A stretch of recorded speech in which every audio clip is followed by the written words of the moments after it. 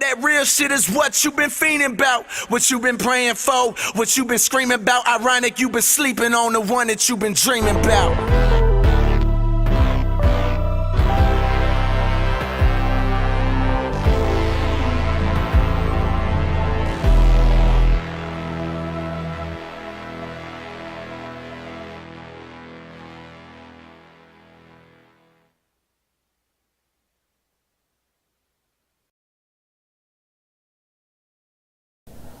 This video is about self-sufficiency. And a serious topic that we don't address is being self-sufficient. And being self-sufficient, and y'all see I got the definition cut all out the edges, my bad. Just keep this like this. Alright. I'm self-sufficient, needing no outside help in satisfying one's basic needs, especially with regard to production of food. Now, I say about 99% of the conscious community, we can't say we self-sufficient. You can't have a revolution where the people revolting is still relying on the oppressor. You know what I'm saying? And that's exactly what we're doing. You can't even be self-sufficient operating inside your oppressor's economy. You know what I'm saying? You got to be able to exist without the use of monetary things. You know what I'm saying? Money and shit like that. You know what I'm saying? You're not self-sufficient if you still have to rely on the use of money in someone else's economy. So these are techniques that I'm going to show you that are going to help you step away from what we call the matrix. So I'm going to start off here with terrarium planting. A terrarium is a self-contained ecosystem that doesn't require too much effort. With the proper tools, information, and plant selection, you will have your own miniature contained garden in no time. Now, terrariums are unique because they're self-sustaining gardens. You know what I'm saying? They're very good for growing things like herbs and some small fruits and berries and stuff. And we're going to get into this. We're going to get into how it works and things you can grow in a terrarium. The way it looks is that the water added to the soil will be soaked up into the plant through the roots. The way it works, is that the water added to the soil will be soaked up into the plant through the roots. After the plant has made use of the water, it will vaporize out through the leaves and create condensation on the inside of the container. This condensation then leaks down the sides of the container back into the soil, and the process repeats. So this is a self-watering garden you can have. You can make these at all kind of sizes, out of all kind of materials, plastic bottles to glass jars. And some people even have large glass like little house type things. I'm gonna show you. You know what I'm saying? I'm gonna show you. In this way, the water, nutrients, and oxygen are all recycled, creating a self-contained, efficient environment. And this is the way you can grow herbs and all kind of smaller things. We're going to go from smaller to bigger on here, on this video. Now here's terrarium ecology, the gas exchange. We're going to explain this. This is exactly what I was just reading right here. You got the CO2 absorbed during photosynthesis. You got the CO2 released during insect and bacteria respiration. You got O2 during the release during photosynthesis. Then you got CO2 release during decomposition. So this is everything that's going on. These are the main gas exchanges that's going on that keeps this terrarium working. And then here we got what the gas exchange is causing is its own mini water cycle. So you got the evaporation coming up, the condensation going out to the sides of the glass and running down like precipitation. The condensation running down the sides of the glass is the same thing we see outside when it's raining.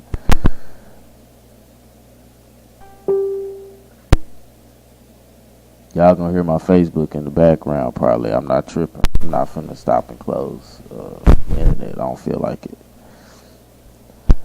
But it goes helpful hints for beginning for people who want to start a terrarium. Glass containers are the best choice for terrariums, as it is easier for condensation to trickle down to the soil. Choose a container with a rounded or slanted top as opposed to a flat top. This lets the above leak down the sides back into the soil. The more airtight the container is, the less you will have to water it. You know what I'm saying? Even though it does produce its own water, sometimes you got to add a little bit in there, especially if it's in it's where it gets kind of hot or it's getting direct sunlight or something. You're going to have to water it every couple weeks, a week or so. You know what I'm saying? Succulents and cacti can only be planted in open top terrariums. Closed top terrariums will provide too much moisture and will cause them to rot. So, you know what I'm saying? Depending on the environment you put it in, it doesn't necessarily have to be open or closed top. You know, that's producing too much moisture, you know, you're going to have to follow that advice. Choose plants that have similar water and light requirements. That way, you know, you don't have certain plants dying or spreading diseases to the other plants. You know what I'm saying? Because this is a self-sustaining environment you're creating. You know, you want the plants to be able to coexist without killing each other. Otherwise, it'd be pointless.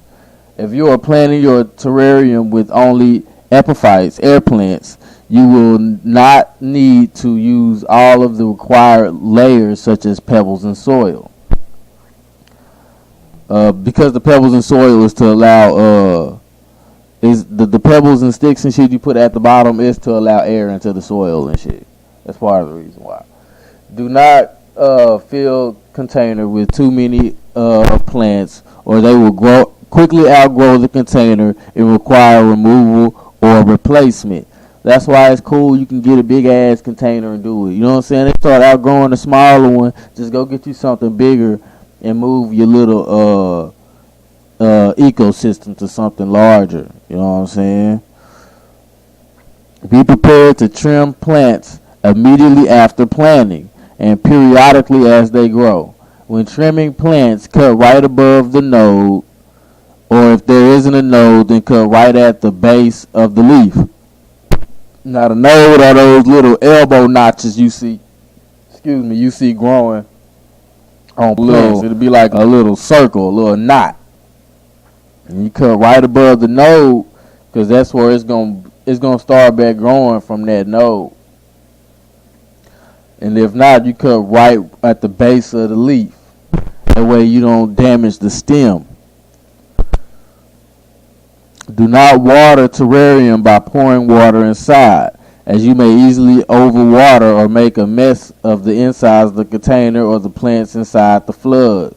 As the water floods in. Now, what you will water it with is like a spray bottle or something. You know what I'm saying? Anything that's not going to pour, because it's not going to take a lot to mess up the foundation of the terrarium. You know what I'm saying? You pour some water in there, that shit run in too fast, too hard, too much, you're going to flood your terrarium in a matter of seconds. You know. Now here goes some of the plants and herbs that you can grow inside the terrarium. And it's really convenient, you know, for what we finna get into. You know what I'm saying? Later on in this video. Now, you can grow creeping figs. You know what I'm saying? They prefer direct sunlight, some shade. You know, thyme, a variety of tomatoes, dwarf pineapples, which probably I'm gonna start doing soon. mint, blueberries, oregano, sage. It's all kind of herbs you can grow inside a terrarium. You know, we're not gonna get into the detail of each one because we'll be here all day. You know what I'm saying? And this is what I was gonna show y'all. This is a large version of a terrarium. Some people even let lizards, earthly animals, insects and stuff like that are good for plants and soil. They let them live in there. You know what I'm saying?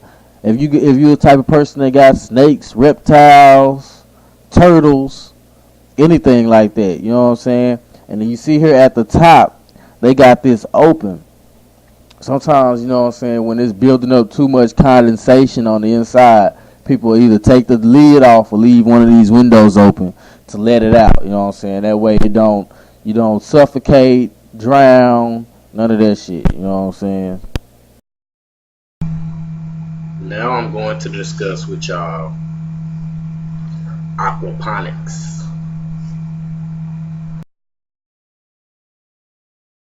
Why aquaponics? You know what I'm saying? First, I'm going to say this is an ancient technique, you know what I'm saying, that we need to get back to using. This is something that was used in Mesoamerica, in Mexico, all the way to ancient Egypt. You know, they would irrigate the rivers to run into their farmlands, and they would use these aquaponic techniques that I'm finna get into. Now, it uses a fraction of the water, about 10% of the soil for growing. No need to purchase, store, or apply fertilizer.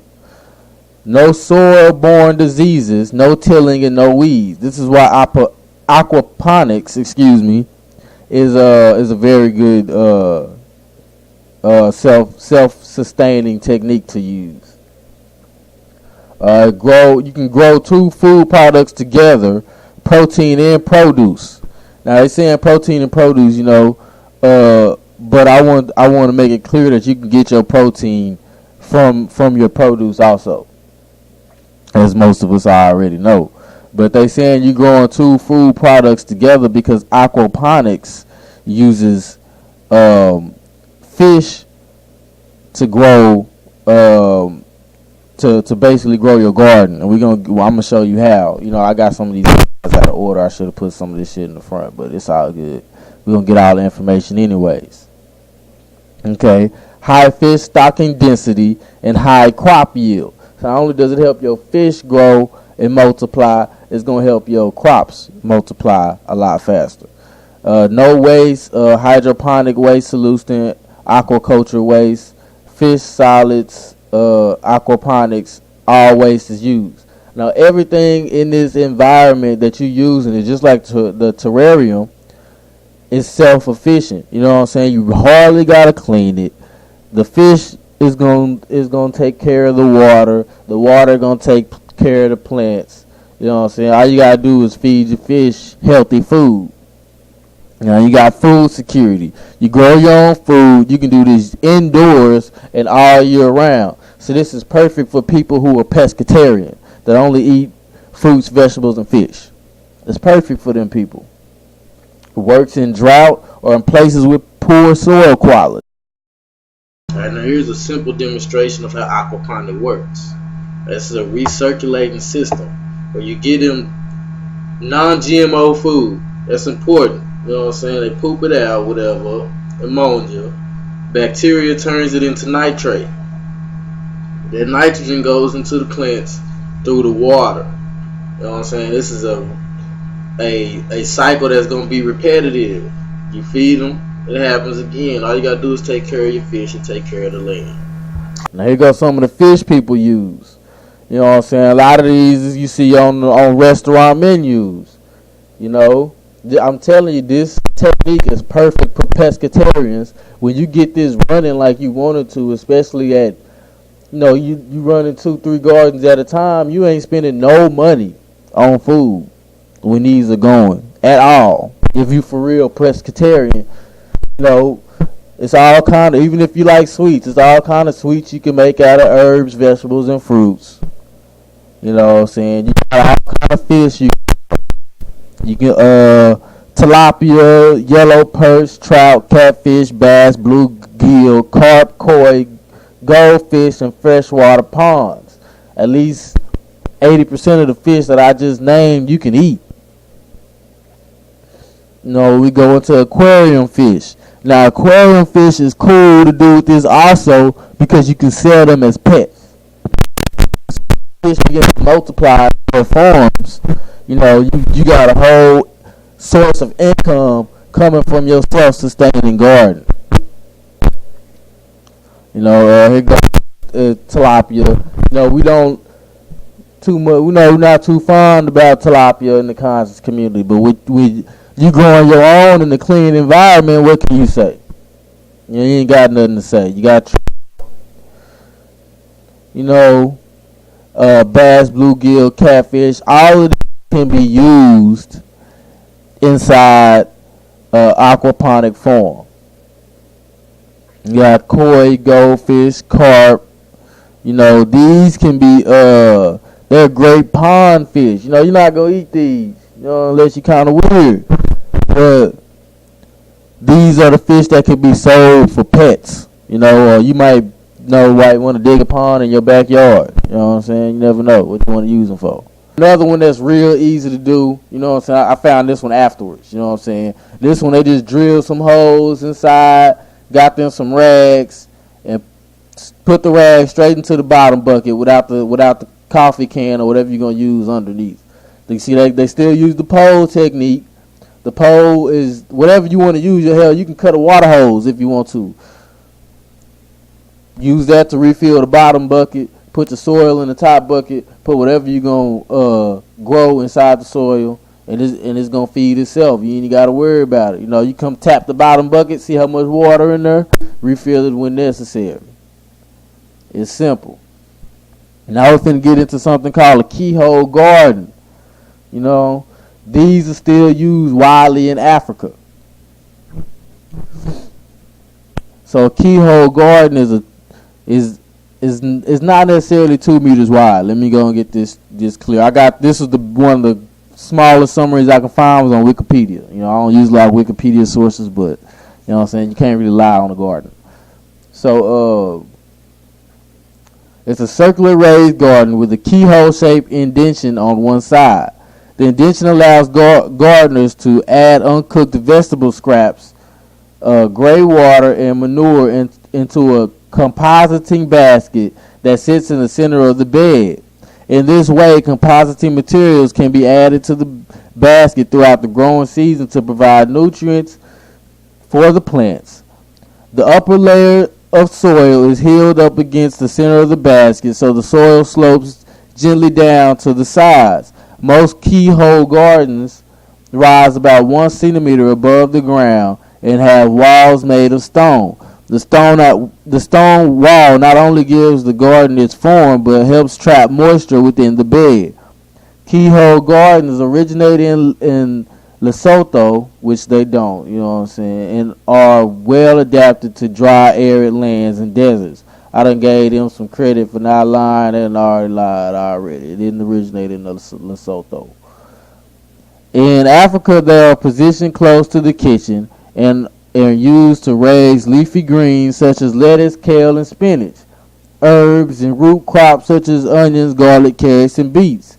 Keyhole gardens are ideal for intensive planting, a technique in which plants are placed close together to maximize production. Plants with wide-reaching root systems such as tomatoes, zucchini may not perform well in a keyhole garden. So it's better to use short root plants. Now at the bottom you got a little diagram of what's going on. You know what I'm saying? That this composite basket is what they throwing all the dead stuff into. All the stuff that's going to feed the soil through water. You know what I'm saying? You're going to put water on that shit, whatever. Now, what is composite? This is Cornell. The definition of compositing is the biological stabilization and decomposition of organic substrates under conditions which allow for the development of thermophilic temperature resulting from biologically produced heat. A mixture of decayed organic matter used to improve soil structure and provide nutrients. Occurs naturally and continually in nature without human interaction. Everything organic is potential composite. Everything organic wants to become composite again. So whatever you cook with from this keyhole garden, whatever's left over, you throw that right back into the composite thing and let it feed your garden again. You know what I'm saying? As long as it ain't been tainted too much. Throw it right back in there. You know what I'm saying? This is probably the least self-sustaining garden that's on here, but it's still a way to replenish it. You know, you're going to need a water source. So this is the anatomy of a keyhole garden, you know. And this is the in the middle you see what we was talking about, the composite tower. You'll throw all your stuff in there, you'll water it through there, and it'll go out, you know what I'm saying, into the soil and feed your plants. You know what I'm saying? On this diagram, you know, you see they put two different plants on two different sides.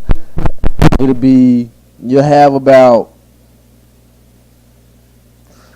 I say like 240 degrees of the circle, depending on how large your keyhole is, to plant. You know what I'm saying? So you can section your crops. Section mine by degrees, since that keyhole gonna be taking at least 60 degrees itself. I section each crop by 45 degrees.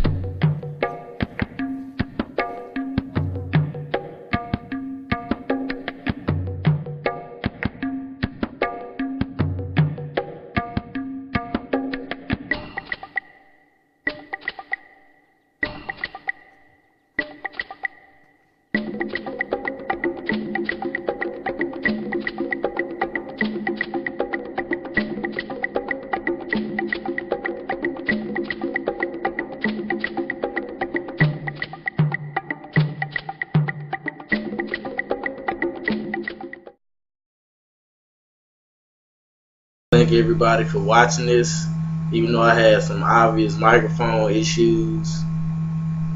It's kind of annoying. I know I'm gonna fix that for the next video. The next one I make will still be on self-sufficiency, but I'm gonna be showing ways to generate energy on small levels. So look out for that video and subscribe to my channel if you already haven't. Thanks for watching.